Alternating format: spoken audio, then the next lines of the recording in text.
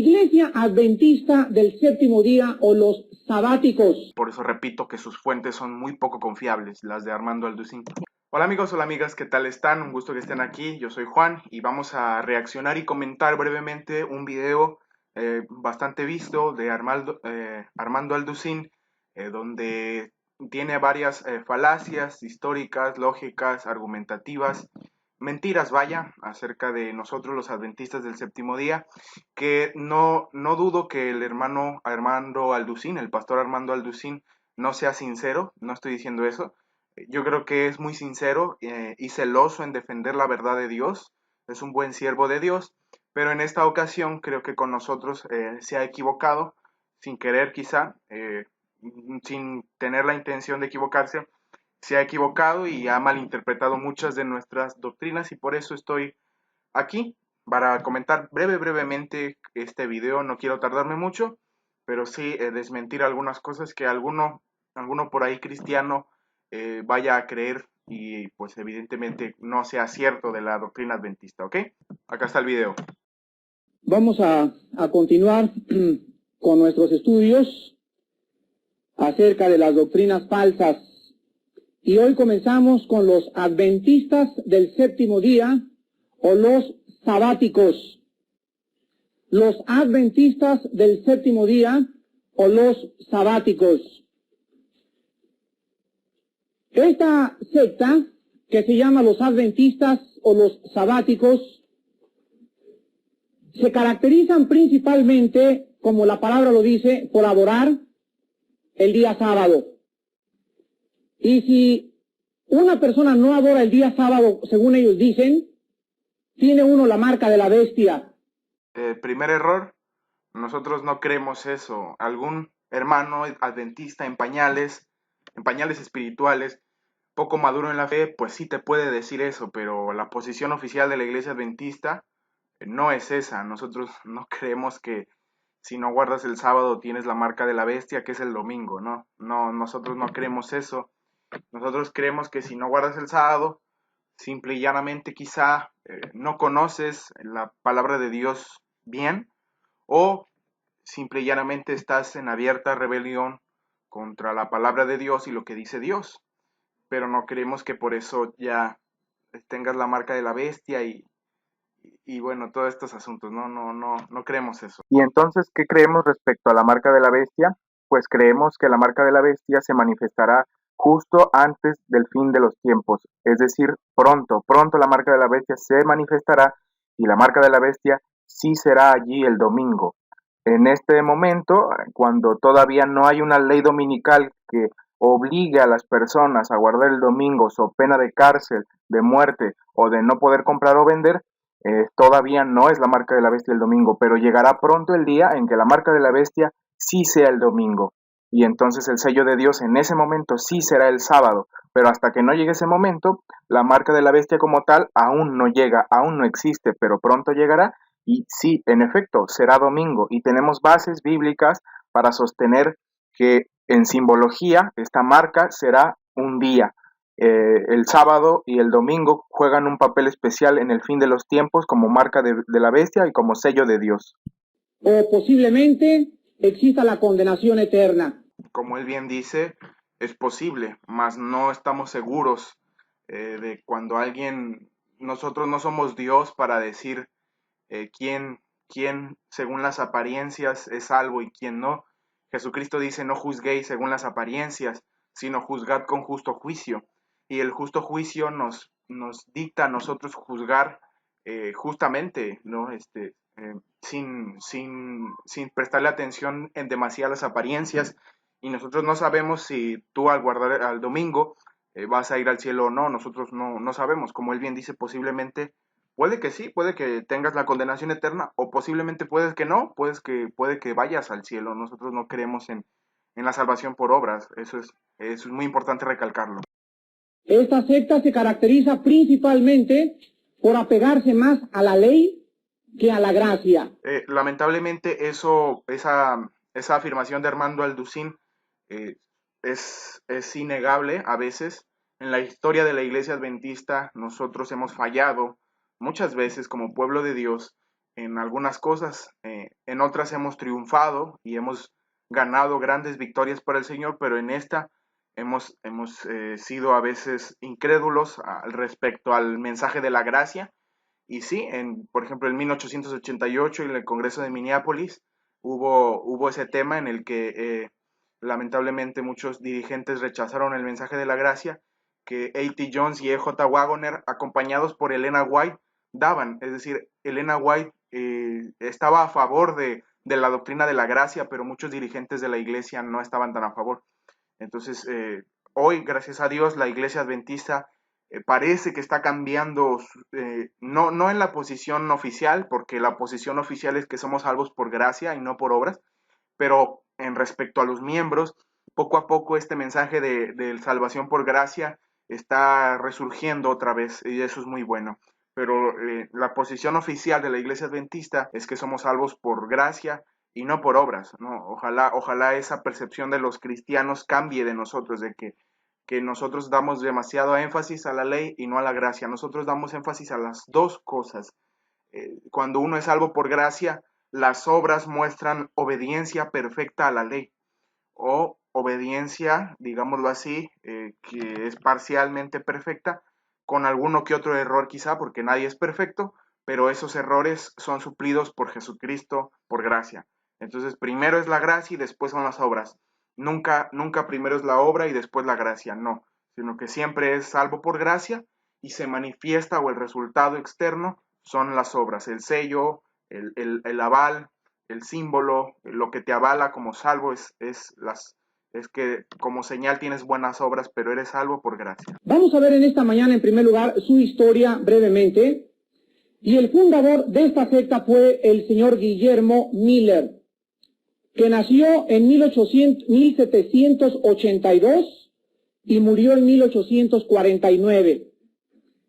Guillermo Miller fusionó o mezcló dos pasajes de la Biblia, Daniel 8:14 y Daniel 9:24, para predecir que la segunda venida de Jesucristo sería el 21 de marzo de 1843 o 44. En 1831, Guillermo Miller lanzó esta teoría convencido de que iba a suceder, y todos los discípulos que creían en Guillermo Miller dejaron de trabajar, dejaron sus esposas, se despidieron de sus seres queridos y les dijeron, nos vamos el 21 de marzo de 1844. Creo que eso es una muy lamentable generalización. Sin duda, lo que está diciendo es cierto, pero no por completo, ¿no? Los adventistas no dejaron o no abandonaron a sus familias o a sus esposas, todo lo contrario, las familias adventistas seguían más unidas que nunca, pero sí, con la convicción de que Jesucristo volvería ese día, en 1844. Muchos sí, algunos vendieron sus propiedades, sus casas y abandonaron sus trabajos, evidentemente, pero lo de las esposas sí era algo que quería recalcar que eso suena bastante alarmante, alarmista. La fecha llegó y nada sucedió. Entonces los jefes de la organización se escondieron avergonzados y Guillermo Miller dijo, nunca me avergonzaré de mis errores. Ojo ahí con esa calumnia. Eso es muy grave esa calumnia. Hasta el momento es una de las acusaciones más feitas o más feas que ha hecho Armando Alducín. Sacar de contexto la frase de Guillermo Miller para darle una connotación de orgullo, de engreimiento, ¿no? O de poco arrepentimiento, ¿no? No sé de dónde saca sus fuentes, cuáles son las fuentes de Armando Alducín, pero por el momento a mí me dicen que sus fuentes son las del Parque, fuentes de Ortiz, fuentes de Miami me lo confirmó, Miami me lo dijo, ¿no?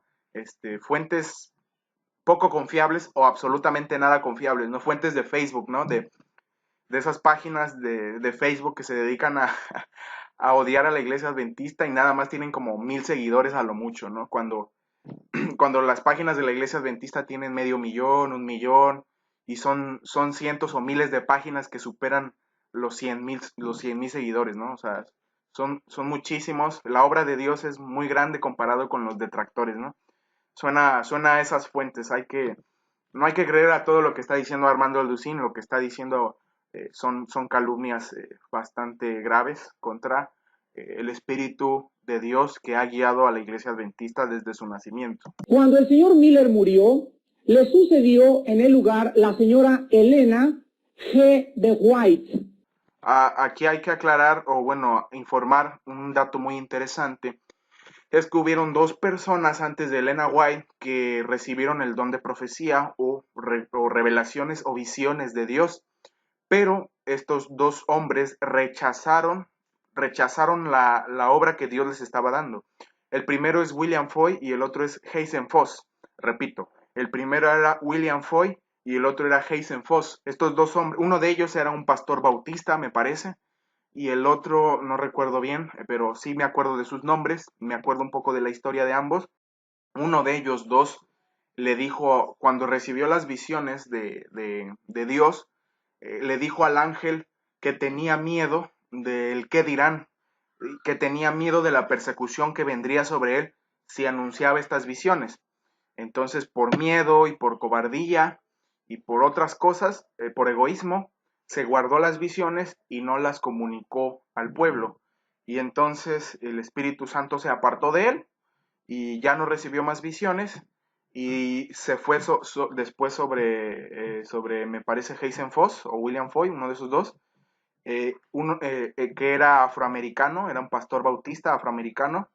Él recibió las visiones ahora en lugar del otro y las escribió en un periódico, las publicó, pero por alguna razón el Espíritu Santo dejó de darle esas visiones, nada más le dio una o unas cuantas pocas y ya no le dio más y hasta ahí quedó su ministerio en el anonimato. Parece ser que después de mucho tiempo este personaje abandonó el movimiento adventista y después este personaje se salió del movimiento adventista naciente y se hizo pastor de los bautistas, me parece, de otra denominación religiosa y se alejó de los adventistas, ¿no? Entonces por eso a lo mejor el Espíritu Santo lo dejó porque sabía que sí, era menos, su corazón era un poquito menos duro que el del otro, ¿no? Pero aún así seguía siendo duro, ¿no? Tanto así que abandonó el movimiento adventista y se hizo pastor cristiano en otro movimiento. Entonces estos dos hombres rechazaron, uno rechazó tenazmente, el otro rechazó ahí leve, medio tenazmente al Espíritu Santo y entonces Dios escogió a una mujer que en esa época en donde predominaba el machismo, escogió a una mujer así como a la profetisa Ana o a la profetisa Débora, que Ana sale en los evangelios, en el evangelio de Lucas, y Débora aparece en el libro de los jueces. Entonces así Dios levantó a una profetisa de entre este mundo machista, donde dos hombres rechazaron el trabajo de profeta, la obra de profecía la rechazaron, y Elena de White, 17 años, jovencita, enfermiza, débil, frágil, aceptó el encargo con miedo, sin dudarlo, con miedo, ella tenía miedo, pero aún así siguió adelante y aceptó el encargo y por eso es hoy, desde hace 200 años, la mensajera del Señor, ¿no? Y obviamente ha traído, la han acusado, la han calumniado, la han perseguido, así como por ejemplo nuestro amigo aquí, Armando Alducín, va a empezar a calumniar a la señora White, ¿ok? Vamos a ver. En lugar de Miller, y esta señora dijo lo siguiente: mi antepasado Guillermo Miller cometió dos errores. El primero fue haber dicho la fecha exacta y el segundo, el lugar donde iba a venir el Señor Jesucristo. Ella estableció que no era el tiempo que Miller había dicho. Y la señora de White volvió a establecer otra fecha de cuando Cristo vendría. Y ella estableció el 22 de octubre de 1844. Aunque Ok, aquí hay otro error histórico. Ella no propuso esa fecha. El que propuso esa fecha fue Joshua Behimes, con ayuda de Samuel Snow, me parece se llama. O sea, fueron otros eruditos que propusieron esa fecha, no fue Elena de White. Eso es un error. Por eso repito que sus fuentes son muy poco confiables, las de Armando Alducín. Iglesia Adventista del Séptimo Día o los sabáticos afirman que la Biblia es la regla que ellos usan para regir su vida cristiana y su conducta. También creen ellos que los escritos de Elena de White fueron inspirados por Dios. Ella escribió algunos libros donde se encuentran sus interpretaciones de la Biblia. Estos libros son El conflicto de los siglos, Profetas y Reyes, El deseo de las edades y Principios fundamentales. Los adventistas del séptimo día o los sabáticos tienen actualmente 44 casas publicadoras sacando literatura en 220 idiomas, y sus publicaciones constantemente incluyen artículos de la salud y artículos sobre el hogar. Vamos a ver ahora el peligro de las doctrinas de los adventistas o de los sabáticos. Muchos adventistas que yo particularmente he conocido son personas muy agradables, son personas muy morales, son personas muy sinceras, pero sinceramente equivocados. Yo tengo algunos amigos muy íntimos y muy queridos por mi esposa y por mí que pertenecen a la iglesia sabática. Y creo que este cassette van a ser ellos los primeros que se los vamos a entregar. He hablado bastante con ellos y nunca han querido ellos traer a sus jefes o a sus líderes para tener un debate con nosotros de acuerdo a lo que dice la Biblia y mostrarles los errores tan tremendos que tienen respecto a la ley. Ojalá que aceptasen ese debate, y si no, aquí su servidor estaría dispuesto al debate o a algún otro. Estoy seguro que cientos de adventistas estarían dispuestos y ansiosos por debatir, pero no por eso significa que todos sean los indicados, ¿no? Hay que tener un espíritu humilde, un espíritu amable, y no todos los adventistas tenemos quizá ese espíritu, ¿no? O quizás sí lo tenemos, pero hay que tener cuidado. No cualquiera puede debatir así como si nada, ¿no? Hay que tener cuidado. Pero ojalá que hubiera un debate entre Alducín y algún jefe adventista, Alejandro Bullón, Esteban Bor, alguien por el estilo que de veras sea conocedor de la doctrina adventista. En primer lugar, muchas de las doctrinas de los adventistas son ortodoxas o fundamentales, pero tienen otras que desvían al creyente verdadero. Número 2. El sistema legalista que el adventismo del séptimo día o los sabáticos practican desvían la obra expiatoria de Jesucristo para apoyarla en las obras. Vuelvo a repetir, su sistema que tienen de interpretación de la ley desvía la obra expiatoria de Cristo para apoyarla en las obras. Como ya decía anteriormente, eso ha ido cambiando afortunadamente, y estamos esperando a que la mayoría de adventistas, si no es que todos, comprendan que la salvación es por gracia. La posición oficial de la Iglesia Adventista sostiene que la salvación es por gracia solamente, y que la salvación por gracia nos lleva a una obediencia a la ley. Dice el libro de Romanos que pues pecaremos porque no estamos bajo la ley sino bajo la gracia. De ninguna manera. ¿Y qué es pecar? Juan dice que el pecado es infracción de la ley moral, de los 10 mandamientos. Dice Pablo, ¿quebrantaremos los 10 mandamientos porque no estamos bajo la ley sino bajo la gracia? De ninguna manera. En otra parte, que pues negamos o dejaremos la ley porque no estamos bajo la ley sino bajo la gracia. Dice, ninguna manera. Antes bien, o más bien, no negamos la ley sino que confirmamos la bien. Antes bien, confirmamos la ley. Y dice, sobreabundará el pecado para que sobreabunde la gracia. Dice, en ninguna manera, dice. Entonces, en otra parte, Jesucristo dice, si me amáis, guardaréis entonces mis mandamientos. O si me amáis, guardad mis mandamientos, que es lo mismo, ¿no? Los mandamientos se resumen en el amor a Dios y al prójimo, los cuales están expresados en los 10 mandamientos, en el cual el amor a Dios también está el obedecer, el guardar el día sábado. Y bueno, hay mucho más que decir, pero ojo ahí con malinterpretar nuestra teología y nuestra comprensión de la ley y la gracia. Se apartan de la enseñanza bíblica en las enseñanzas acerca de la muerte y del estado futuro de las almas. Y en cuarto lugar, Ellos creen. Eso es interesante. Nosotros creemos que no hay vida después de la muerte, sino hasta la segunda resurrección de Cristo. Esto basado en muchos versículos de la Biblia, incluido el de Eclesiastés, donde dice que los muertos nada saben, los vivos saben que van a morir, pero los muertos nada saben, y otros muchos pasajes del Antiguo Testamento y el Nuevo Testamento, donde dice que la muerte es un sueño, y donde dice que, donde se hace alusión a que hay vida después de la muerte.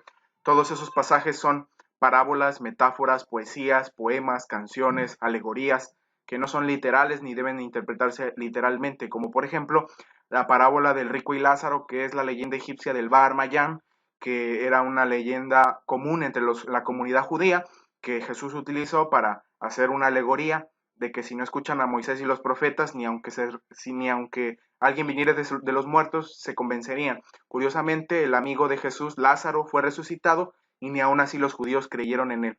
Entonces era una alegoría a lo que iba a pasar con su amigo Lázaro cuando resucitara, ¿no? Eso es una parábola, no es una historia literal la de el rico y Lázaro, entre otras cosas, ¿ok? Que para poder entrar al reino de Dios se necesita guardar el sábado legalmente. Ojo ahí, es otra malinterpretación de la teología adventista. Nosotros no creemos que si no guardas el sábado te vas a ir al infierno o estás condenado. Nosotros no creemos en la salvación por obras. Por ende, tampoco creemos que si no guardas el sábado no puedes ir al cielo. No creemos eso. Nosotros creemos que incluso hay personas que no guardan el sábado y que van a ir al cielo, basado, por ejemplo, en uno, y más importante, en la doctrina de la salvación por gracia y no por obras, y en dos, en textos o escritos o pasajes donde Elena de White afirma esto, afirma que hay muchos en otras religiones o denominaciones, incluyendo católicos, que aunque no guarden el sábado o no tengan todo el sistema de verdad que tiene la iglesia adventista, aún así son sinceros y andan conforme a la luz que tienen, y esa sinceridad y confianza en la salvación por gracia puede llevarlos al cielo. Pero aún esto es un volado al aire, porque entonces habrán muchos que conocieron la doctrina adventista y la rechazaron tenazmente, rechazaron la luz de Dios y no creyeron en la salvación por gracia, y tampoco por ende creyeron en el sábado o creyeron en la doctrina adventista, y muchos, aunque estén en otras religiones, sí se van a perder. Entonces, pues como diríamos comúnmente, ¿no? ¿Para qué arriesgarle? ¿Para qué arriesgarnos? ¿Para qué jugarle al vivo? ¿Para qué andar sobre la cuerda floja? Es mucho mejor obedecer todos los sistemas de verdades que Dios revele, los cuales son dados al mundo a través de la iglesia adventista y su teología, en vez de estar rechazando la voz de Dios en diferentes aspectos. Y la promesa es, dice Deuteronomio y el Pentateuco, para que te vaya bien todos los días de tu vida. ¿Quieres que te vaya bien? Que vaya, no carezcas de nada y tu espíritu también esté lleno. Quizá no seas rico millonario, pero no te va a faltar nada y tu espíritu va a estar tranquilo y en paz. Pues entonces, escucha la voz de Dios, y si escuchas la voz de Dios, vas a darte cuenta que la doctrina teológica adventista no es de nosotros, es en realidad la doctrina teológica de Dios, son palabras de Dios, no de los adventistas. Entonces podrás guardar el sábado, podrás ir a la iglesia adventista si tú quieres y así lo deseas, y podrás servir a Dios de una muchísima mejor forma que en otras religiones. Pero ojalá se entienda lo que estoy tratando de decir y lo que la teología adventista en realidad cree. Vamos a comenzar con la primera de las doctrinas de esta secta. Número 1. Los adventistas del séptimo día o los sabáticos enseñan que Cristo entró en el santuario celestial en el año de 1844. ¿Qué cosa dice la Biblia? Hebreos capítulo 6. Vuelvo a repetir. Enseñan que Jesucristo entró en el santuario celestial en 1844 y que ahora está cumpliendo apenas en el cielo la obra expiatoria. O sea, la sangre la entregó en 1844 y ahora en el siglo XX está Jesucristo cumpliendo la obra expiatoria. Dice Hebreos 6, 19 al 20, la cual tenemos como segura y firme ancla del alma y que penetra hasta dentro del velo, donde Jesús entró por nosotros como precursor, hecho sumo sacerdote para siempre, según el orden de Melquisedec. Hermanos en Cristo, ¿saben ustedes cuál es el ancla que nosotros tenemos? La esperanza que el Señor Jesús entró con su sangre, no en 1844, sino cuando Él moría en el primer día de la resurrección, subió al cielo y les prohibió a las mujeres que se acercaran y lo tocaran. Ok, creo que aquí hay una confusión con Armando Alducín. Debería leer un poquito más, unas fuentes un poco más confiables. Sí, evidentemente no creemos que Jesús haya entrado con su sangre hasta 1844. Eso, Él intercede por nosotros desde que ascendió al cielo, e intercede por los seres humanos que creen en Él desde que ascendió al cielo. No negamos eso ni decimos otra cosa distinta. Lo que decimos es que empezó un juicio investigador en el cielo en 1844. Investigador, ¿por qué? Porque el libro de Malaquías habla de que cada persona, o hay, según los humanos, tienen libros de obras o libros de memoria para Dios. Son libros de memoria que Él tiene en los que están las obras de los seres humanos, y también está otro libro que menciona la Biblia en repetidas ocasiones, que es el libro de la vida. Todos estos libros, según Daniel 7, fueron abiertos en el tribunal divino, y entonces era una visión de lo que sucedería en 1844, que dice Daniel 7 que un hijo de hombre se acercó al anciano de días y los libros fueron abiertos delante de millares en el tribunal del juez de la Suprema Corte Divina. Entonces, eso es lo que creemos que pasó. No es que Jesús haya entrado al lugar santísimo con su sangre hasta ese entonces, porque eso ya ha pasado desde que Él ascendió, como bien dice el pastor Armando Alducín. Lo que creemos es que inició un juicio investigador en donde en 1844 Jesucristo pasa del lugar santo al lugar santísimo para abrir los libros del cielo e investigar las obras de los seres humanos, no porque Dios necesite investigar o porque Dios se le olviden las cosas, sino que todos esos libros que van a ser escritos y que están siendo escritos y que están siendo investigados tienen un propósito para la eternidad futura. Esos libros tendrán un propósito a la eternidad futura que ahorita no puedo comentar porque me llevaría mucho tiempo, pero eso es lo que creemos. No es que haya empezado a interceder en 1844, no, sino que empezó el juicio. El día del juicio ya empezó, es lo que decimos, ¿no? El juicio no es algo que va a empezar, el día del juicio no es algo que va a empezar en el futuro, creemos que es algo que ya empezó y empezó en 1844. Eso es lo que creemos, ¿no?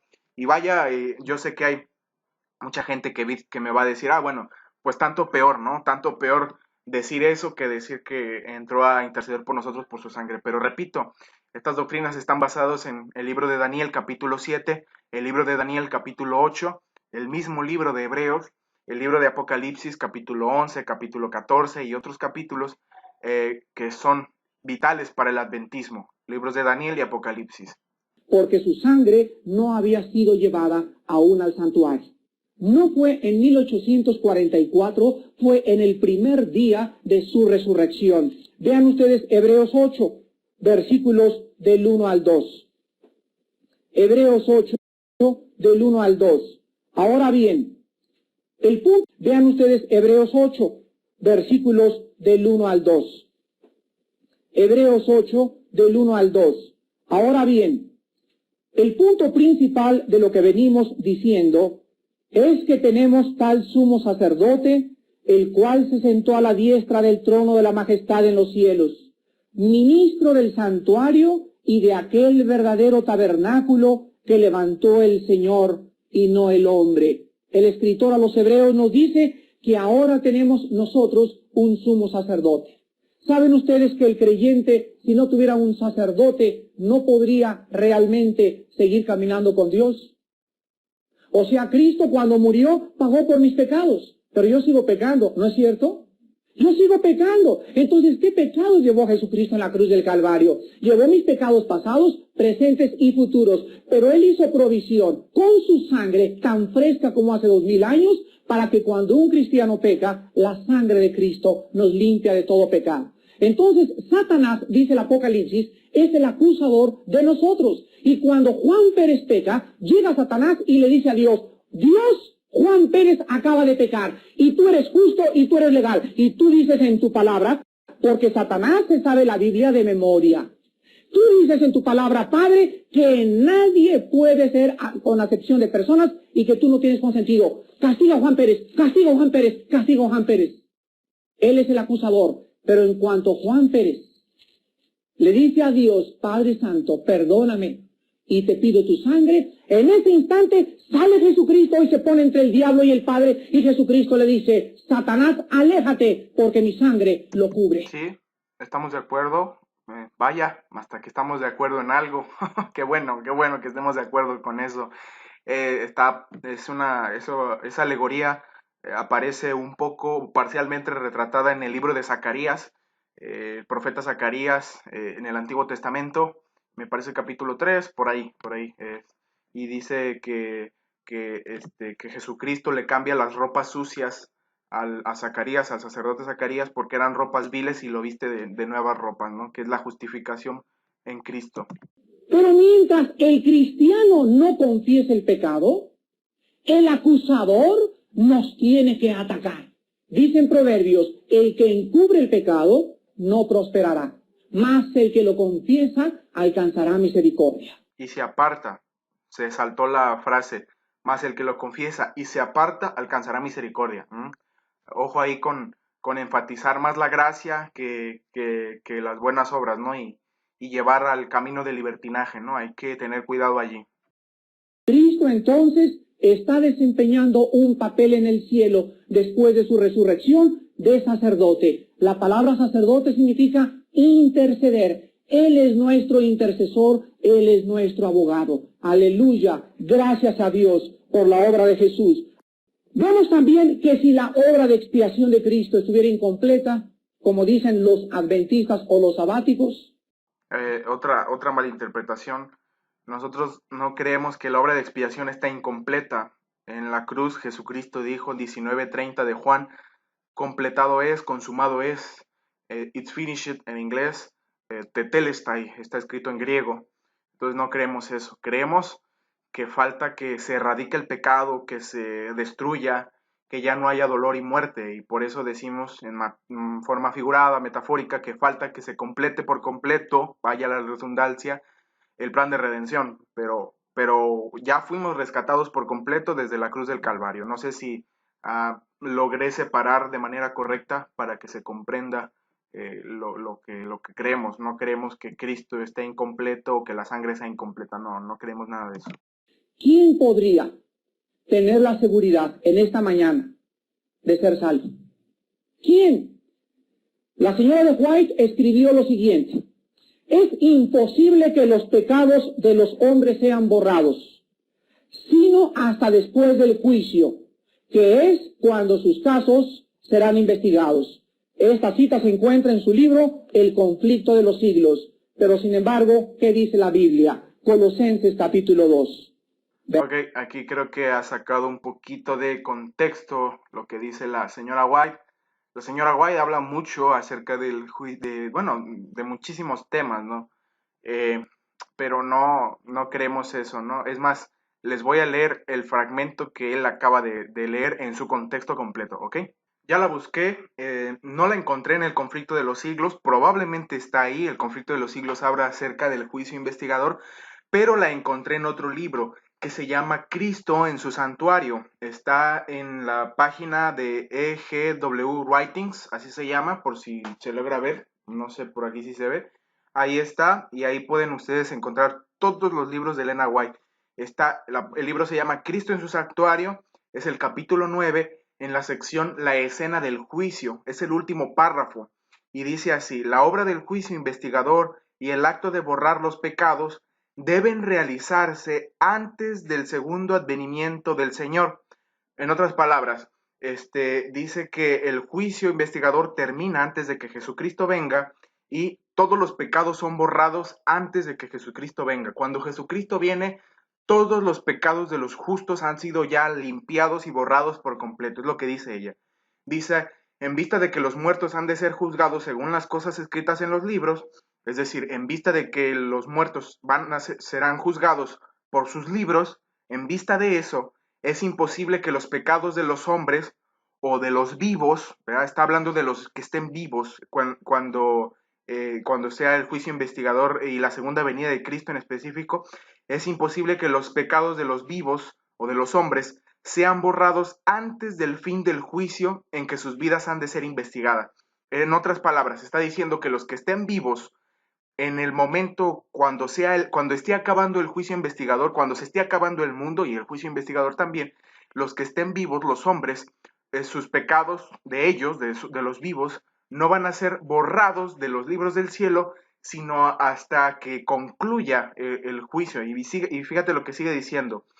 Pero el apóstol Pedro, dice Elena White, dice terminantemente que los pecados de los creyentes serán borrados para que vengan de la presencia del Señor tiempos de refrigerio y Él envía a Jesucristo. Eso está en Hechos 3, 19, 20. En otras palabras, está diciendo que cuando los pecados de los justos vivos, de los vivos, sean borrados, dice y cita a Pedro y a Hechos, vendrá el refrigerio del Espíritu Santo para que vengan de la presencia del Señor, refrigerio del Espíritu Santo y venga Jesucristo. En otras palabras, antes de que vaya a venir Jesucristo, el Espíritu Santo será derramado de nuevo cuenta, se le llama la lluvia tardía, según Joel capítulo 2. Entonces, la lluvia temprana la interpretamos como el día de Pentecostés con los apóstoles, pero vendrá un segundo Pentecostés sobre la tierra, un reavivamiento tan grande que nunca se ha visto desde los días de los apóstoles, un derramamiento del Espíritu Santo impresionante, demasiado genial, donde habrán milagros mentirosos y también habrán milagros de Dios, resucitar muertos, hablar en lenguas extrañas y que nos entiendan, que el Evangelio sea predicado en todo el mundo, hoy donde la ventana 1040, donde hay millones de musulmanes y millones de budistas y millones de hindúes que jamás han escuchado el nombre de Cristo, ahí va a llegar el Evangelio por fin, gracias al reavivamiento y la lluvia del Espíritu Santo que vendrá. Entonces esa va a ser una señal de que el juicio de los vivos va a empezar o ya empezó. Es decir, mientras esa señal de este Pentecostés que va a venir no llegue, significa que los vivos, que estamos hoy vivos sobre la tierra, aún no ha llegado nuestro juicio. Es lo que interpreto yo de Cristo en su santuario de Elena de White. Ojo, aquí hay que leer a más teólogos adventistas expertos en la materia, pero por lo que estoy entendiendo del contexto de la cita que está sacando de contexto Alducin, es que cuando venga ese derramamiento del Espíritu Santo, los vivos van a ser juzgados por las obras de sus libros en el cielo y entonces al fin van a ser borrados. Mientras no llegue ese refrigerio del Espíritu Santo, los que estamos vivos, nuestros pecados siguen anotados en los libros, pero que sigan anotados en los libros no significa que no van a ser perdonados, todo lo contrario. No es que ya no sirva de nada no arrepentirnos y no confesar a Jesucristo, sí sirve, pero esas confesiones están guardándose, ¿verdad?, en el cielo para que cuando empiece el juicio de nosotros los vivos, entonces todas esas confesiones y arrepentimientos vengan, que también están anotados. Todo lo que confesamos cuando oramos al Señor, como dice Alducin, y pedimos perdón, el ángel las anota en nuestro libro de obras, y están las obras malas y las obras buenas, y entonces esos libros están guardados para que cuando venga el juicio de los vivos, entonces sean borrados las obras malas y se quedan solo las buenas y las obras de Jesucristo. Pero si no llegásemos a vivir la segunda venida de Cristo y bajásemos a la tumba y muramos, entonces pasaremos a ser parte de los que son juzgados, los que están siendo juzgados ahorita son los muertos. Ahorita están siendo juzgados los muertos. ¿Cómo? A través de los libros de las obras que dice Malaquías y que dicen otras partes de la Biblia, y también el libro de la vida. Entonces, los pecados de ellos, de los muertos justos, están siendo examinados y están siendo borrados por la sangre de Cristo. Los pecados de los muertos, de los justos muertos, están siendo borrados y limpiados, pero de los nuestros, los vivos, todavía no. Cuando venga el refrigerio del Espíritu Santo, entonces podremos saber que nuestros pecados van a estar empezando a ser limpiados. Imagínate vivir ese momento en el que empieza a haber agitación religiosa, el derramamiento del Espíritu Santo, y junto con ese derramamiento también vendrá angustia. Las 7 plagas postreras van a ser derramadas sobre la tierra, millones van a morir de pestes, de hambres, de de tragedias, de virus, de tragedias naturales, terremotos, huracanes. También habrá persecución religiosa. Todos esos que tengamos el Espíritu Santo vamos a ser perseguidos. El sábado va a ser también una señal importante en esos últimos tiempos. Los que seamos perseguidos vamos a ir huyendo de ciudad en ciudad. Los que están allá en el otro continente van a ir huyendo de ciudad en ciudad, llevando el evangelio, vendiendo libros que hoy se imprimen y que van a ser prohibidos. Va a haber la persecución religiosa que se aproxima, va a hacer regar el evangelio por todo el mundo. Entonces, en medio de toda esa angustia, cual nunca ha habido desde que ha habido nación, dice Jesucristo, en medio de esa angustia, de esa persecución y de ese rebelamiento religioso, sabremos que el juicio de los vivos estará en proceso y nuestros nombres estarán siendo examinados, y solo nos tocará confiar en los méritos de Cristo y no en los nuestros, y en que serán borrados esos pecados que hemos cometido durante toda nuestra vida antes del revivimiento. Y entonces, antes de que seamos exterminados, porque la angustia será tanta y la persecución será tan cruel y sanguinaria y tan violenta, que si no fuere porque Jesucristo va a aparecer en el cielo, entonces todos los justos serían asesinados. Pero antes de que sean asesinados, Jesucristo aparece en las nubes del cielo para librar al pueblo. Eso es lo que está diciendo Elena de White en Cristo en su Santuario, en el libro Cristo en su Santuario. Aquí tengo la página 117, párrafo 3, ¿no? Que está también, como digo, Cristo en su Santuario, capítulo 9, la escena del juicio. ¿Qué les parece? Vaya teología más hermosa que tenemos como adventistas. Vamos a ver si nos saca de contexto Colosenses, nuestro amigo Alducín, que yo sé que es sincero, pero cuando no conoces a alguien y vas a hablar de él, es mejor guardar silencio, porque siempre siempre vamos a equivocarnos cuando no somos expertos en el tema. Hay que dedicarnos a hablar de lo que sí somos expertos, no en lo que creemos ser expertos, ¿ok? Eso es una recomendación no solo a Alducín, a todos nosotros, a mí mismo, ¿no? Que yo también he caído en ese error, no lo niego, ¿no? Quizá con otras religiones, etcétera, ¿no? Vamos a ver qué más dice. Sin embargo, ¿qué dice la Biblia? Colosenses capítulo 2, versículo 13. ¿Qué dice la Biblia acerca de que nuestros pecados fueron o no fueron borrados? ¿Y cuándo fueron borrados? Colosenses 2:13. Y a vosotros, estando muertos en pecados y en la incircuncisión de vuestra carne, os dio vida juntamente con él, perdonándoos todos los pecados. Cuando tú vienes a Jesucristo y Él entra a tu vida en la forma del Espíritu Santo, ahora tú volteas y el Padre te mira y te dice, no tengo nada contra ti. Es cierto, repito, el hecho de que nuestros pecados estén anotados en el cielo y aún no estén borrados, no es una garantía de que no estamos siendo perdonados hoy. Hoy podemos saber y confiar en la promesa de que esos pecados van a ser borrados, sea que estemos muertos o estemos vivos, Jesucristo los va a borrar con su sangre, lo va a hacer. Y dice Pablo, Jesucristo los perdonó, hablando evidentemente de que todos los que somos cristianos, yo no soy adventista de nacimiento, yo me convertí, yo era un católico no practicante, o un católico, digámoslo, a medias, un colegio católico, criado, etcétera, pero conocí la doctrina adventista a través de la predicación de la cruz, me convertí en adventista, estudié por años y he comprendido de que sí, Jesucristo te perdona todos los días, pero el hecho de que sepas y confíes y sientas que te perdona Jesucristo hoy no está en contradicción con la doctrina del juicio investigador. Yo sé que Jesucristo me mira con amor hoy, y que no es necesario que en el juicio investigador se borren mis pecados para saber que ya estoy perdonado. No, de antemano ya sé que estoy perdonado, aunque mis libros de obras allá en el cielo estén escritos, todos los pecados que he hecho ahí siguen escritos, pero en algún momento van a ser borrados por la sangre de Cristo y yo confío plenamente en eso.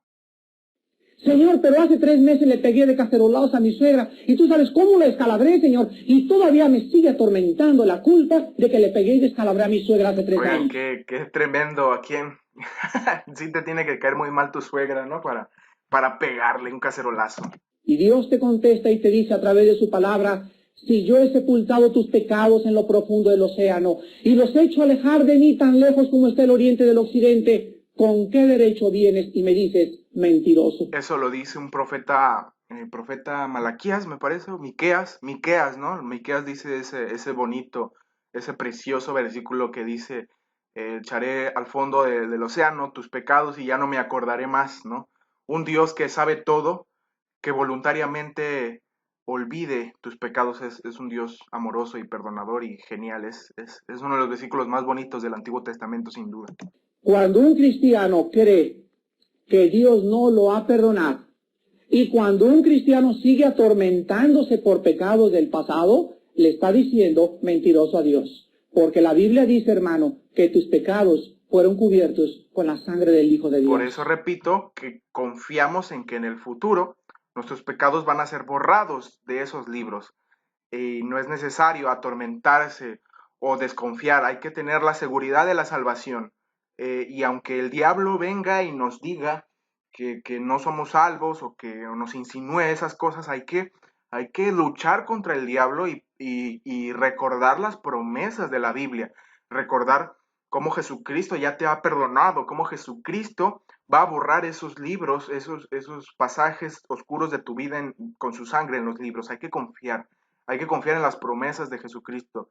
Y es difícil, no es fácil creer así, luchar con el diablo, porque él va a venir y te va a decir que no mereces la gracia, que estás perdido, te va a decir estás perdido, te va a acusar en tu conciencia, pero en tu conciencia debes luchar como Jacob con el ángel y decirle a Jesucristo, no te voy a soltar sino hasta que me bendigas, hasta que me perdones.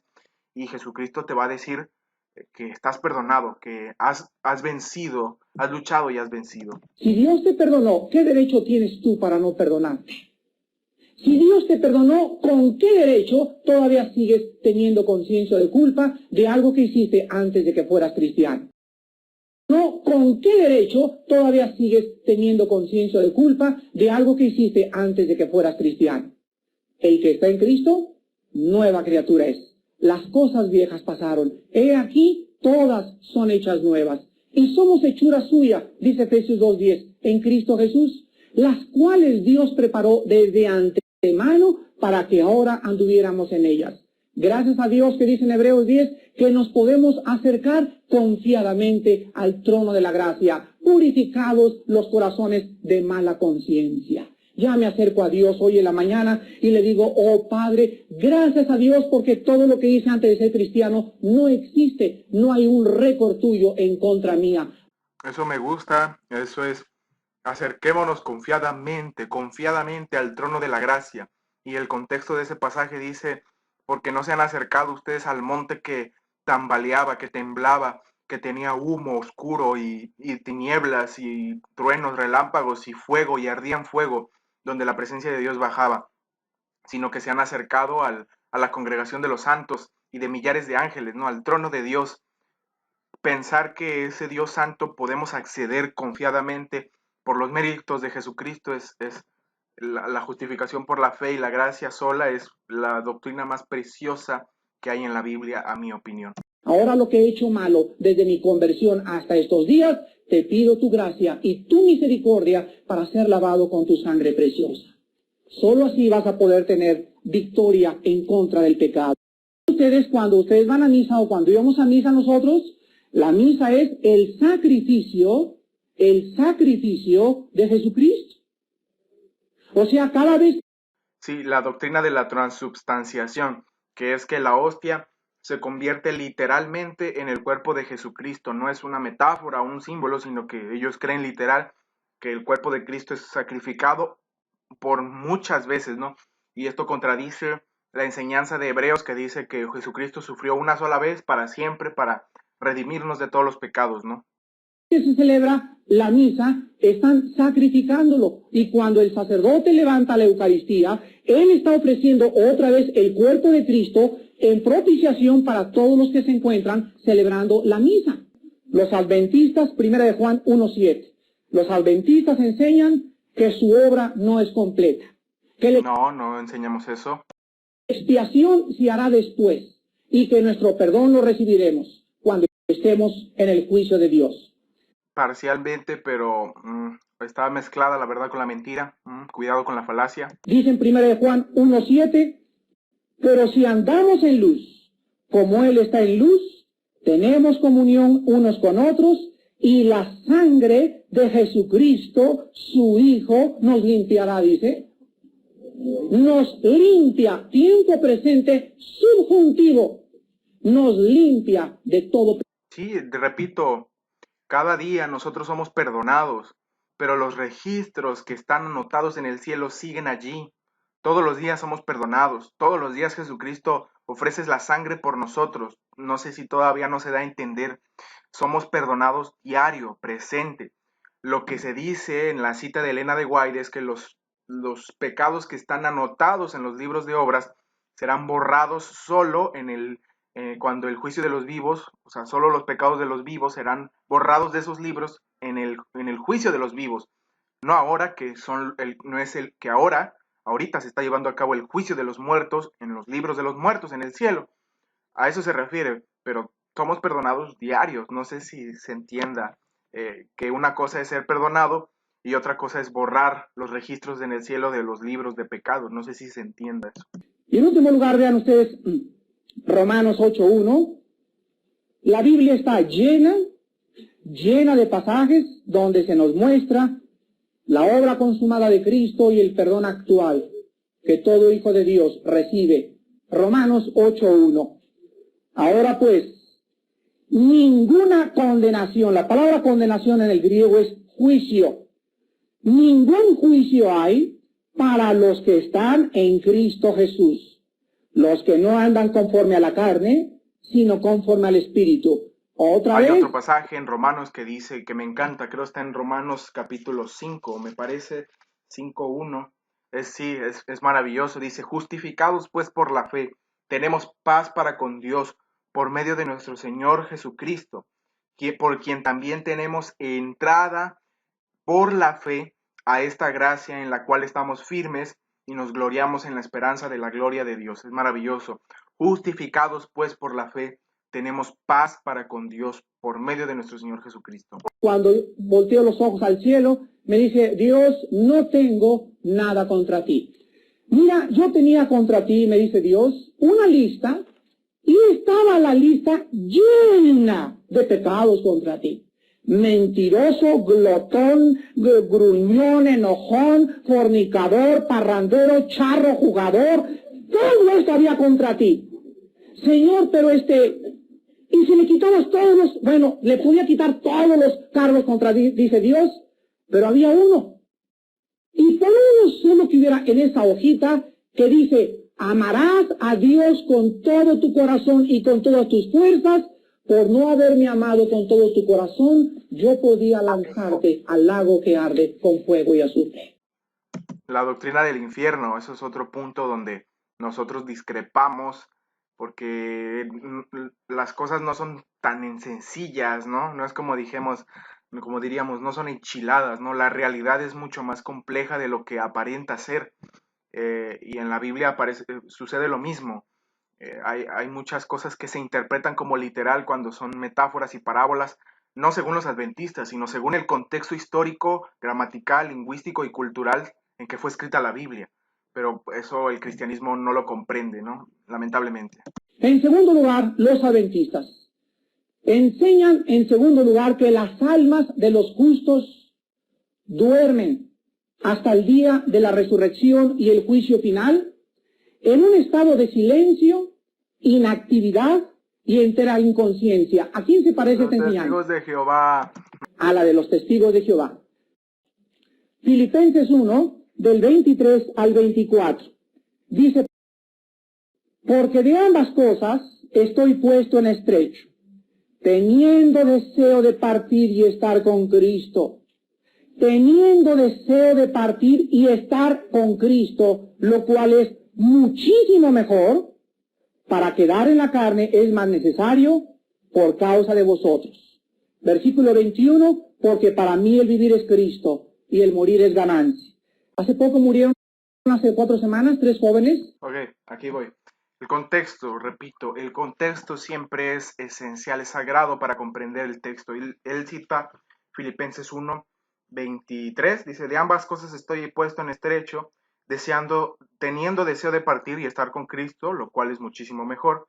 Pero versos antes dice, quiero que sepáis, verso 12, hermanos, que las cosas que me han sucedido han contribuido más bien al progreso del Evangelio. Y bueno, habla de que unos predican por Cristo por envidia o por celos, y bueno, al final se gloria Pablo de que se predique por Cristo.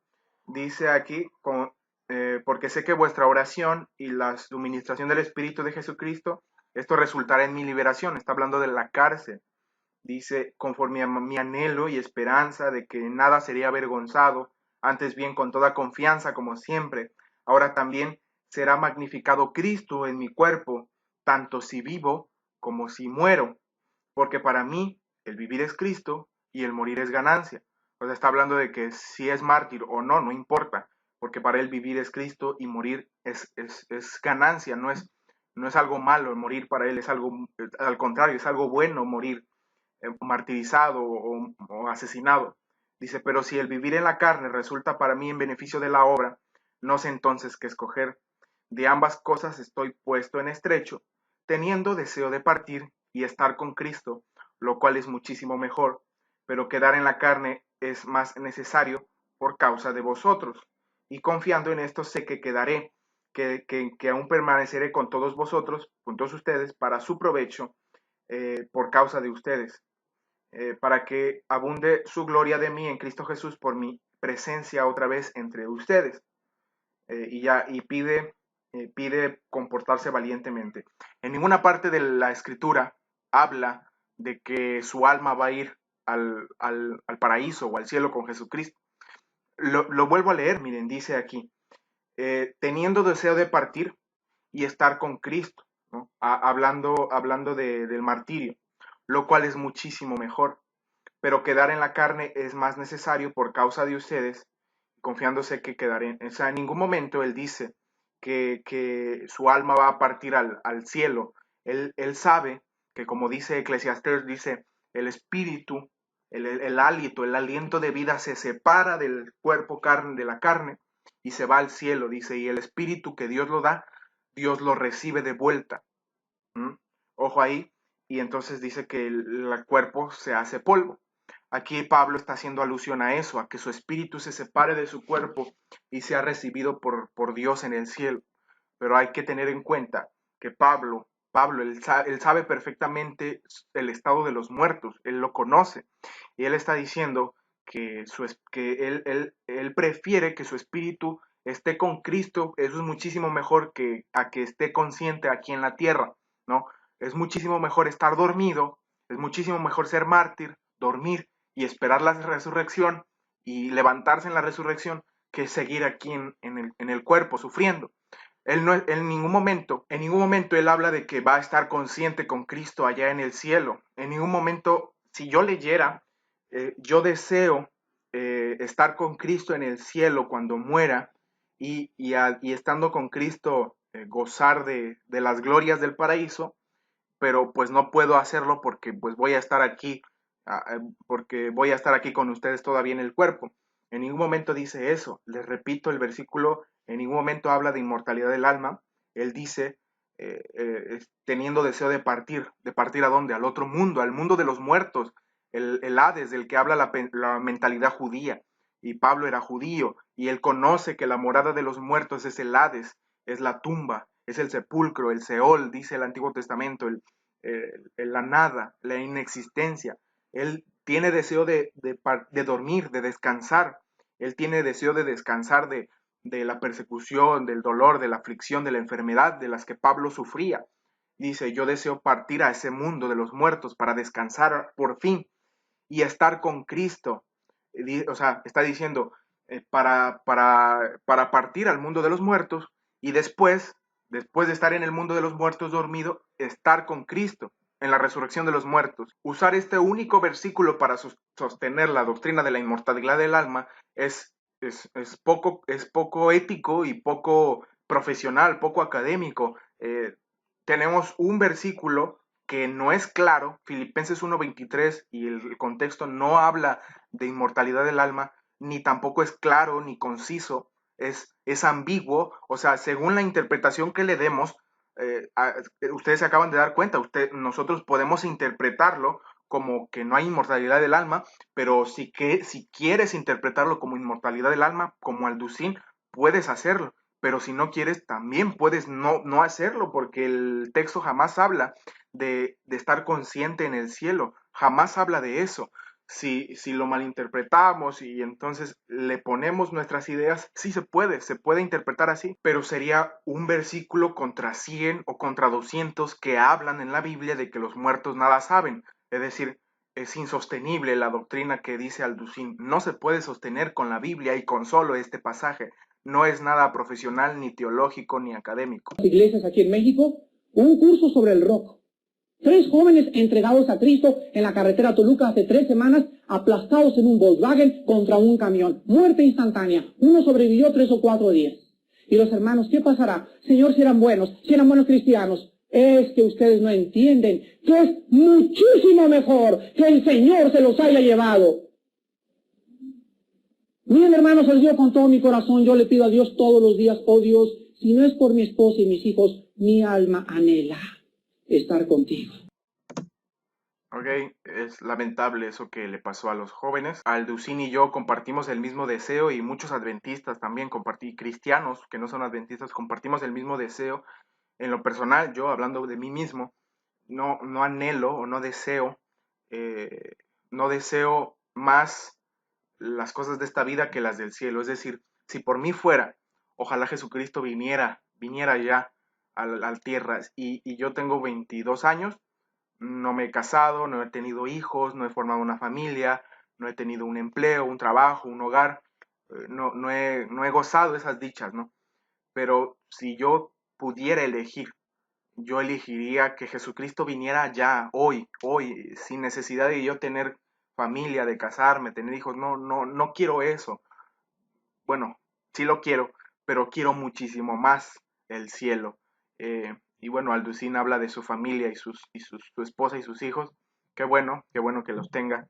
Pero sí, sin duda es que yo deseo. Y si me tocara ser asesinado, ser martirizado o algo por el estilo, pues evidentemente que para mí sería muchísimo mejor, y estoy seguro que para todos los cristianos que piensan como yo, que aman tanto a Dios como yo trato, no es que lo diga que lo haga, pero trato de hacerlo, pues sí sería una bendición. La muerte es más una bendición para el cristiano que una maldición.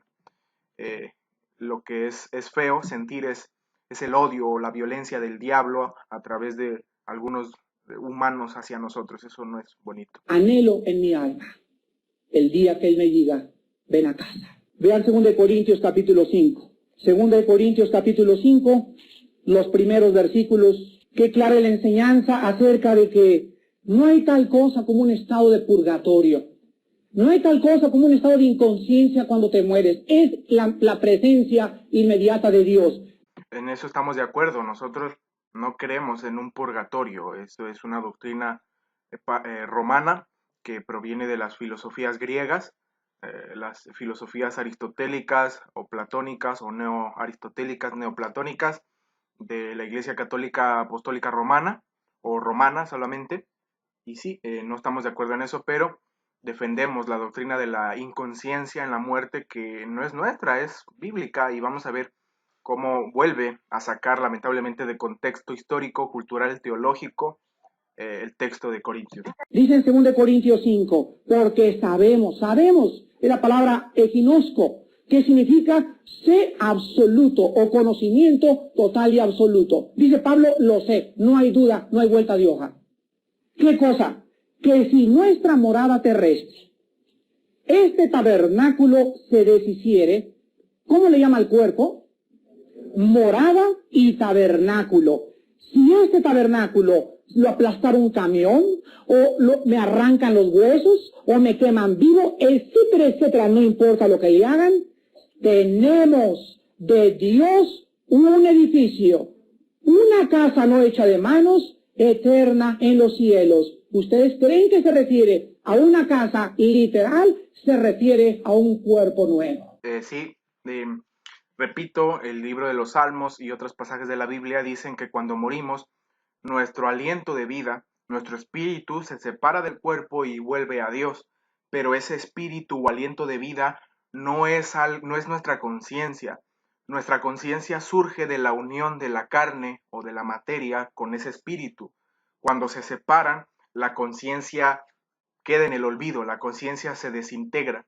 ¿Sí me explico? Entonces, el espíritu o el aliento o la energía viviente que hay dentro de nosotros, que viene de Dios, cuando se separa de nuestra carne, morimos y nuestra conciencia también se pierde, se queda en el olvido hasta que Jesucristo regrese en las nubes del cielo y con voz de trompeta y voz de arcángel, Él mande a los muertos eh, salir de las tumbas, ¿no? Cuando ordene, ustedes que moran en el polvo, levántense, y entonces los espíritus o la energía viviente descienda al polvo de la tierra, y entonces el polvo y el espíritu se unan, entonces la carne viviente junto con la conciencia se retomarán. Pero cuando morimos y este tabernáculo se deshace, el espíritu vuelve a Dios, quien lo dio, pero pero no vamos consciente allá al cielo. Y sí, recibiremos un nuevo cuerpo, los que estén muertos serán levantados con un nuevo cuerpo, y nosotros los que estemos vivos o los que estén vivos serán transformados en un abrir y cerrar de ojos, dice Pablo, en un instante, en vida, en carne, serán transformados sus cuerpos en un cuerpo inmortal. Un cuerpo que no lo produjo un esperma de un hombre, ni no lo ovuló una mujer en la matriz. Es un cuerpo hecho por Dios. Y si se imaginan ustedes lo que hizo aquí nuestra madre y nuestro padre, con este cuerpo que no me canso de maravillarme, no qué bonito soy, sino qué perfecto es mi organismo, cuánto más no me maravillaré con el cuerpo nuevo que me entregue Dios. Y dice más adelante, y por esto también gemimos, deseando ser revestidos de aquella nuestra habitación celestial. En la historia de Lucas, capítulo 16, Jesucristo nos habla que las almas en el Hades no estaban dormidas, no estaban inconscientes, no estaban silenciosas, gritaban de angustia, querían que les mojaran la lengua con un poco de agua, tenían sed, tenían memoria, tenían conciencia. Esta es una enseñanza antibíblica. Y en último lugar, la parábola del rico y Lázaro, repito, es una alegoría famosa en los días de Jesús, la leyenda egipcia de Bar Mayán, que era muy famoso en tiempos de Jesús, la cual Jesús adaptó a la tradición judía, la modificó, le hizo cambios, le puso el nombre propio de su amigo Lázaro, el amigo de Jesús, y la enseñanza moral era de que ni aun si se levantaren de los muertos, porque el rico le pide a Abraham, padre Abraham, manda que de los que están aquí se levanten y vayan a advertirle a mis hermanos y amigos que tengo amigos y hermanos vivos y que les adviertan para que no vengan a este lugar. Abraham le responde, si no creyeren a Moisés y a los profetas, ni aunque un muerto se levantare de allí y fuera ellos, se persuadirían. Y es una metáfora, esa era la enseñanza de la moraleja de la leyenda, de la historia, pero no es que sea un relato de lo que hay en el más allá. Es una parábola para dar a enseñar una enseñanza moral, y que de hecho se cumplió cuando Jesucristo levantó a Lázaro y aún así no creyeron en Jesús los judíos. Dice entonces, si Lázaro se levantó de los muertos, aún así no se persuadirían de Jesús porque ellos no creen a Moisés y a los profetas. Ojalá me haya explicado la parábola del rico y Lázaro. Es una parábola, no es literal. También encontramos que las palabras de Cristo al ladrón, al arrepentido, fueron, hoy estarás conmigo en el paraíso. Ok, aquí hay un problema, o varios problemas, ¿no? El griego y los idiomas bíblicos son muy complejos, y los podemos traducir de varias formas. Es decir, el traductor no solo es un traductor, también es un intérprete, porque depende de sus preconcepciones, sus ideas previas, el cómo adapta él la traducción. Entonces, no es lo mismo decir, de cierto te digo hoy que tú estarás conmigo en el paraíso, que decir, de cierto te digo que hoy tú estarás conmigo en el paraíso. No es lo mismo decir eso, son dos cosas distintas. Entonces podríamos decir que Jesucristo le dijo, hoy yo te digo a ti que estarás conmigo en el futuro en el paraíso. O lo podemos traducir e interpretar al mismo tiempo como de cierto te digo que hoy tú estarás conmigo en el paraíso. Entonces, por qué Jesucristo? Porque eso es un problema, además del problema gramatical, está el problema de la narración o la historia de los evangelios. Los evangelios dicen que María quería tocar a Cristo, ¿verdad? En la resurrección, y Jesucristo le dice, no me toques aún, porque aún no he subido a mi Padre. ¿Cómo no ha subido a su Padre? Entonces, no había ido al paraíso con el ladrón en el primer día, en el viernes de la muerte de Cristo. Cristo supuestamente le dice, hoy estarás conmigo tú en el paraíso. Y entonces muere Jesucristo, el ladrón probablemente no muere ese día, muere después porque la muerte de cruz era muy larga, muy agónica, y bajan los cuerpos, le quiebran las piernas a los ladrones, a Jesús no, pero y siguen vivos, pero Jesús sí muere. eh, Elena de White menciona que muere de infarto porque la agonía de su alma era tanta, el peso del pecado era tanta que su corazón desfalleció y murió. eh, y por eso se sorprenden los soldados porque ellos sabían que la muerte de cruz era muy larga y que Jesús haya muerto en ese solo día era bastante o imposible o muy inusual y por eso se quieren corroborar o cerciorar de que está muerto y con una lanza atraviesan el costado de Jesucristo. Entonces por eso, todo tiene un porqué. Y por eso Jesús le dice a María, no me toques porque aún no he subido a mi Padre. Entonces, si no ha subido a su Padre, significa que ni él ni el ladrón en la cruz ese día fueron al paraíso. Por, porque si no, Jesucristo estaría mintiendo. Dice, aún no he subido a mi Padre. Dice, entonces, después de los 40 días, Jesucristo asciende al Padre, ¿no? Y Elena de White, en el Deseo de todas las gentes, nos menciona que Jesucristo ascendió al cielo en ese día de la resurrección, en el domingo, asciende al cielo, pero después desciende otra vez para presentarse a los discípulos y les dice, pasa a vosotros, ¿no? Y le hace a Tomás meter su mano en el costado. Entonces es bastante compleja la cronología de esos días, pero es entendible. Entonces, en palabras sencillas, Jesús muere el viernes, no sube al cielo en ese viernes, ni él ni el ladrón, duerme en el sábado, el domingo resucita, María lo quiere agarrar y Jesús le dice, no, todavía no me toques, ¿no? O todavía no le está diciendo que si lo toca va a ser inmundo o impuro. En otras palabras, Jesús le está diciendo, todavía no celebres victoria o cantes victoria hasta que yo ascienda al Padre y Él me dé su autorización y me diga que mi obra está satisfecho con mi obra, ¿no? Por eso Jesús en la cruz le dice, consumado es, eso se lo dice al Padre, Jesús se lo dice al Padre, consumado es, al Padre y a nosotros, ¿no? A todas las generaciones de cristianos, a los dos, le dice al Padre, he acabado, Padre, la obra que me diste en Juan 17, y en consumado es, se lo dice así abiertamente, consumado es, y le dice, ¿por qué me has desamparado? ¿No? Citando al Salmo 22, la angustia de su alma era tal que él no lograba ver más allá de la cruz, ¿no? Entonces, eso lo dice Elena de White, entonces, cuando él resucita de los muertos, Miguel le dice en la tumba, oh hijo de Dios, levántate, tu padre te llama, y entonces empieza a temblar y glorioso sale de la tumba diciendo, yo soy la resurrección y la vida, el que cree en mí, aunque esté muerto, en el futuro vivirá. Entonces, Jesucristo sale de la tumba victorioso y le dice a María, todavía no sé si el Padre está satisfecho. Y dice, no me toques aún no he subido al Padre. Y María va y cuenta a los demás que Jesús resucitó y Jesús asciende al cielo con las primicias que dice Mateo que muchos santos resucitaron en el temblor de la resurrección y Jesús se los lleva al cielo, las primicias, lo que representa la fiesta de las primicias del antiguo Israel, tiene su cumplimiento con Jesús resucitando y ascendiendo junto con hombres justos que resucitaron en ese día y se los lleva al cielo vivos y entonces Jesús se presenta ante el Padre y el Padre acepta el sacrificio, le muestra a Jesucristo hombre, a Jesucristo humano, que como nosotros si Dios no se lo revela, no sabe todas las cosas. Es decir, Jesús sabe todas las cosas porque se somete al Padre y el Padre le muestra las cosas, pero si no se las muestra, Jesús como nosotros se humilla y no sabe las cosas. Entonces Jesús asciende al cielo como hombre, como nosotros, y se muestra al Padre y el Padre le dice que le muestra su señal de que está satisfecho y de que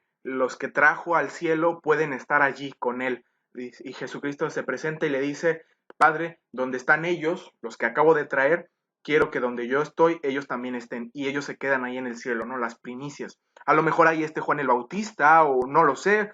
Elena de White menciona que son mártires de Jesucristo los que están allí en el cielo, los que fueron ascendidos en la época de la ascensión de Jesús. Entonces Jesucristo baja al cielo y ahora sí permite que lo toquen, porque ya había ascendido al cielo, y entonces ya se queda con ellos 40 días instruyéndolos con la seguridad y confianza de que el Padre ya lo aceptó, y por eso se queda con ellos 40 días. No le dijo Cristo al ladrón, ¿sabes qué? Nos vemos dentro de unos 30 años. Te voy a mandar a descansar por un ratito, te voy a mandar tu petate para que te acuestes y nos vemos y te despierto en 20 años. Y le dijo, hoy estás conmigo en el paraíso. En el monte de la transfiguración se apareció a Moisés y Elías en el capítulo 17 de San Mateo. ¿Y no estaban dormidos? No, porque la Biblia explícitamente nos narra cómo Moisés es resucitado. Judas, el libro de Judas en el Nuevo Testamento nos dice que Miguel el arcángel va y contiende con el diablo y se lleva el cuerpo de Moisés al cielo, es decir, lo resucita. Y Elías, en vida, caballos de fuego, carruajes de fuego descienden del cielo en un tornado y se lo llevan al cielo en vida. Entonces, Moisés representa a los que van a estar muertos y van a ser resucitados la segunda venida de Cristo, y Elías representa a los que van a estar vivos cuando Jesucristo venga y sean llevados, trasladados al cielo sin ver la muerte. ¿Apareció Elías así? Ese payaso de Alducín. Elías apareció con Moisés junto con el Señor Jesucristo. Con todo respeto, con todo respeto. Bueno, y digo payaso porque ustedes escucharon su ronquido burlándose de la inmortalidad del alma, ¿no? Es una burla hacia la doctrina y bueno, nos burlamos inocentemente de él. Ojalá no se enoje. Estamos, como dicen en mi pueblo, el que se lleva se aguanta, ¿no? Y estaban vivitos. Yo también soy un payaso a veces, no se crean. También llego a usar el sarcasmo y a burlarme de herejías de otras personas. No soy perfecto ni pretendo serlo, ¿ok? No sean como yo, sean como Cristo. Perdonen a su prójimo. Y coleando los dos. No había que estaban dormidos o inconscientes, estaban perfectamente conscientes. Y se oye la voz que dice, he aquí mi hijo amado, en él tengo la complacencia. ¿Por qué se aparecía Moisés y Elías? Para que Dios quería demostrar a todos los judíos que la ley representada por Moisés y los profetas por Elías habían sido abolidos. Ahora la última palabra era Jesucristo, el Hijo de Dios. Y encontramos también en Apocalipsis 6, del 9 al 11, las almas de los mártires. Otra.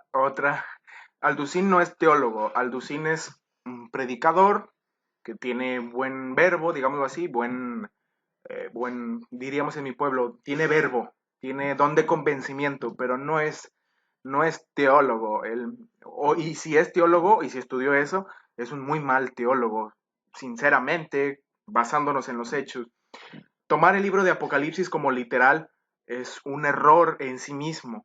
El libro de Apocalipsis es un libro metafórico, alegórico, poético, que tiene importancia, sí, tiene mucha importancia. Los adventistas lo estudiamos demasiado porque es muy importante el libro de Apocalipsis, pero tomar cada una de sus cosas del libro de Apocalipsis como algo literal y no como una visión simbólica es un error. Las almas que están debajo del altar no es una visión de lo que hay realmente en el cielo, es una metáfora que si la descubrimos, entonces vamos a darnos cuenta qué significa realmente, pero tomar el libro de Apocalipsis como literal es un error teológico en sí mismo. Que estaban en el cielo clamándole a Dios, pidiéndole que se apurara para que pudieran descansar. Y se les dijo que descansaran un poco de tiempo hasta que se completara el número de los conciertos. Es como cuando dice que la sangre de Abel clama desde la tierra a Dios. No es que la sangre tenga boca y tenga voz y clame y grite. No, es una metáfora, un símbolo de que falta por hacer justicia. La sangre de los mártires exige que Dios haga justicia y castigue a los malvados. No es que los mártires estén ahí pidiéndole a Dios, danos descanso, vénganos, vénganos, sé un vengador nuestro. No, es una metáfora, un símbolo de que Jesucristo y Dios van a castigar pronto a los malvados, a los que persiguieron al pueblo de Dios, a los que derramaron la sangre del pueblo de Dios, van a ser castigados. La justicia exige eso, la sangre de los mártires exige justicia, que les haga justicia a Dios. Hermanos, las enseñanzas sabáticas, como la mayoría de todas las enseñanzas de todas las sectas, caen en el error por también tomar como inspirada la voz de su profeta y la palabra de Dios. Nos damos cuenta de que en el error, en realidad, es aquellos que no estudian de manera correcta, respetando los contextos históricos, culturales, gramaticales de la Biblia, pues son los que caen en el error. En todo caso, podríamos decir, nuestra conclusión de los adventistas es que los que caen en el error, pues es Alducín y los que creen en sus enseñanzas, y no los adventistas del séptimo día. Pero al final la conclusión la tiene usted. Usted llega a la conclusión, lo importante es lo que usted diga. ¿Usted qué opina? Coméntelo acá abajo. Ya faltan 41 segundos. La Biblia sola, sola gracia. Amén. Nosotros creemos en las 5 solas: sola escritura, sola gracia, solo Cristo, sola Deo gloria y sola gratia, ¿no? Ya lo dijimos. Sola escritura. Creemos en las 5 solas de la Reforma Protestante, los adventistas del séptimo. Cristiano. Y Elena de White no contradice la sola escritura en ningún momento, porque ella no la contradice, al contrario, la apoya, la explica de manera eficaz y mucho más eficaz que Alducín y muchos otros maestros que tienen conocimiento limitado y que no recibieron visión y sueño directamente de Dios como lo fue Elena de White. Es la pura Biblia la única regla de fe y conducta. No es la Biblia más los libros de Armando Alducín. Pues entonces no predique, ¿no? Que no predique Alducín, porque él está haciendo sus interpretaciones, como ya vimos, bastante incorrectas, ¿no? No es la Biblia más los libros de Eleonora de White, es la Biblia. Y el día que Armando o Elena o José Smith o cualquiera diga algo que vaya en contra de la Biblia, lo señalan y me dicen, hereje. Bueno, Armando Alducín, hereje. Pero mientras sea la palabra, la que sea predicada, jamás podremos perder el camino. Alabado sea el Señor. Que conste que él me dijo, conste que, o sea, ahí está, payaso, hereje. Bueno, payaso no, payaso ya suena bastante ofensivo, ¿no? Hereje, hereje, hereje. Él me dijo, ustedes están de testigos. Porque en su palabra somos santificados. Amén. Oremos. Amén. Bien, amigos, es todo. Muchas gracias por estar aquí. Es un largo debate. ¿Qué opinan? Denle like, coméntenlo, compártanlo para que el algoritmo nos ayude a recomendarlo a gente que no les llegaría de otra forma, ¿ok? Eso es todo por mi parte. Ojalá que el señor Armando Alducín pueda abrir su mente, que la realidad es mucho más compleja, que no es enchilame otra, ¿no? No son enchiladas, y menos las Sagradas Escrituras. Son muy complejas de comprender y requieren mucha humildad y poco orgullo, y eso es difícil. La mayoría de esos predicadores son muy orgullosos, ¿no? Dios nos ayude. Nos vemos, soy Juan, soy adventista. Nos vemos en una próxima ocasión. Dios te bendiga.